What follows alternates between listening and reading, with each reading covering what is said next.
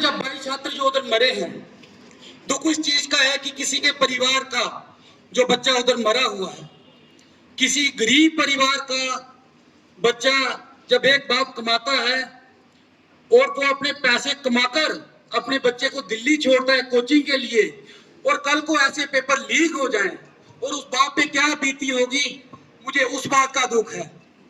मैं चाहता हूं, जैसे उन्होंने आज रिजाइन दिया है, मुझे बड़े सारे लोग कह रहे हैं कि उन्होंने रिजाइन दे दिया तो तब क्या हुआ, आरएसएस का ही दूसरा इंसान है। सबसे बड़ी चोर आरएसएस है। मैं ये आपको बताता हूं, ना आरएसएस ना बीजेपी ये इंसान को सेकुलर रहना नहीं सिखाती है।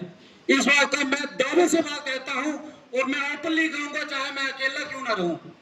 ये लोगों को बांधने का काम करती है, ये हमेशा लड़ाने का काम करती है, और जो आज उन बच्चों ने अपनी शहादत दी है, इस बात का बहुत ही दुख है हमें।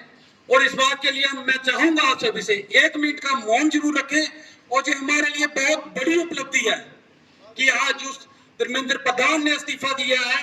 कल को कोई ऐसा गलती करेगा बीजेपी का कोई भी नेता, तो हम रोडों पे बैठेंगे, चाहे जान देनी पड़ेगी जान भी देंगे, लेकिन छात्रों के साथ बुरा नहीं होने देंगे। मैम मेरे गांव में भी बहुत सारे मुद्दे हैं, लेकिन मैं उनको आज नहीं उठाऊंगा यहाँ पे, क्योंकि वक्त कम है। आने वाले वक्त में मैं और लोगों को अपने साथ लाऊंगा, लेकिन बात एजुकेशन की होनी चाहिए, बात रोजगार की होनी चाहिए। हमें कोई पद नहीं चाहिए, हमें आपका साथ चाहिए।